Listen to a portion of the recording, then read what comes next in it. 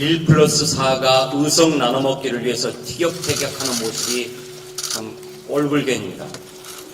1+4는 여의도 타짜들입니다.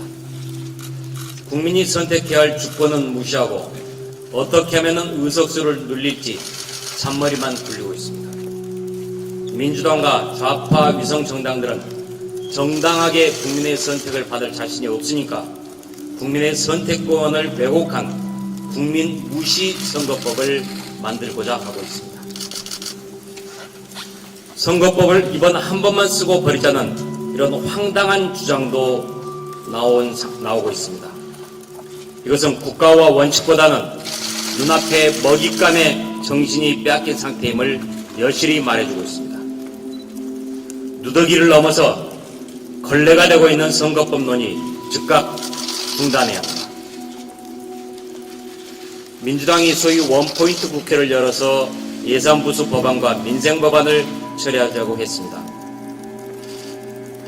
원포인트라는 게 무엇을 의미하는지 우리한테 분명히 구체적으로 제의하지 않아서 아직은 잘 모르겠습니다. 그러나 예산부수 법안도 처리하지 않은 채 순서를 바꿔서 예산안을 날치기 처리한 데 대해서 분명한 사과를 하고 재발 방지 약속을 해야 합니다. 국민 세금 도둑질에 대해서 국민한테 먼저 사과해야 합니다. 아들 세습 공천을 위해서 그랬다는 의심을 받고 있는 문희상 국회의장도 사과와 재발 방지 약속을 확실하게 해야 합니다. 그래야 대화의 바탕이 갖춰지게 되는 것 아니겠습니까? 그렇다면 우리 자유한국당도 민생법안 처리에 적극 나설 것입니다. 대통령이 살아있는 권력에도 엄정하게 조사하라며 임명한 윤석열 검찰총장을 민주당이 이제는 겁박하고 있습니다. 특검을 추진하겠다는 민주당의 속셈은 뻔합니다. 청와대 선거 개입 의혹을 강압적으로 은폐하겠다는 것입니다. 말이 검찰개혁이지 실제는 검찰 장악 음모고 정권 홍위병이 아니고 무엇이겠습니까? 서른 검찰공정특위 위원장은 정세균 총리 후보자 지명 다음 날에 검찰이 총리실을 압수수색한 것이 유감이다 하고 말했습니다. 무언가 의도가 있다는 주장입니다. 그러나 이것은 턱도 없는 궤변입니다. 압수수색은 정세균 후보자 때문이 아니라 당시 청와대 민정수석실에 파견 근무하면서 김기현 후보자의 측근비리 의혹을 생산했던 문모 사무관이 현재 국무총리실에서 근무하고 있기 때문입니다. 검찰이 문모 사무관의 업무 기록과 PC 하드디스크 등 관련 자료 확보하는 게 당연한 일 아니겠습니까?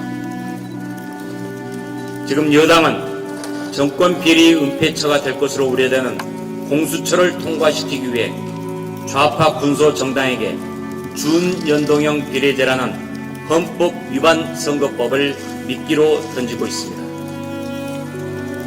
장삼 이사의 눈에도 훤히 보이는 선거 개입 비리를 민주당이 특검으로 덮으려 하는 것은 비열한 은폐 작전입니다. 그러나 좋습니다. 특검합시다. 단 지금의 검찰이 하는 수사 결과를 지켜보고 잘못됐으면 그때 합시다. 그리고 객관적인 특검이 되려면 특검과 위원을 한국당이 추천해야 합니다. 왜냐하면 현재 수사 중인 게이트는 민주당과 문재인 정권에서 벌어졌기 때문입니다. 최순실 특검 때 당시 여당이던 한국당은 박근혜 정권에서 발생한 일이었기에 야당이 추천권을 행사했습니다. 바로 그런 전례를 민주당은 수용해야 합니다.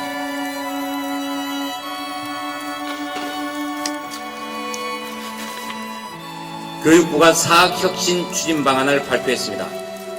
사립학교는 대한민국이 어려웠던 시기에 교육 발전을 선도해 왔습니다. 세부적인 내용은 상임위에서 논의가 필요하겠지만 교육부가 발표한 사학혁신 추진 방안은 사학을 국가 통제의 범주에 넣어서 이념 편향 교육 기제로 활용하려 하는 것은 아닌가 하고 의구심이 듭니다.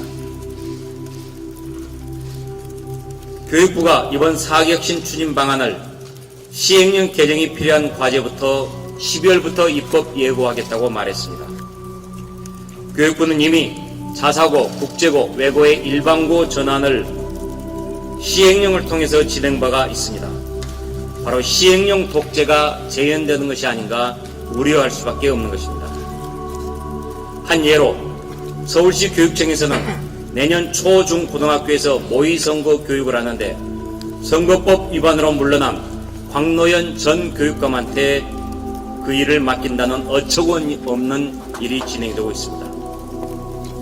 전교조가 거의 독식하는 무자격 교장 공모제, 학부모들이 싫다고 하는 혁신학교, 기초학력 붕괴 등등 문재인 정권과 좌파 교육감들의 실정은 이루다 말할 수가 없습니다. 자유한국당은 우리 자유 대한민국을 올바로 지켜내기 위해서 올바른 교육 확립을 위해 최선을 다하겠습니다.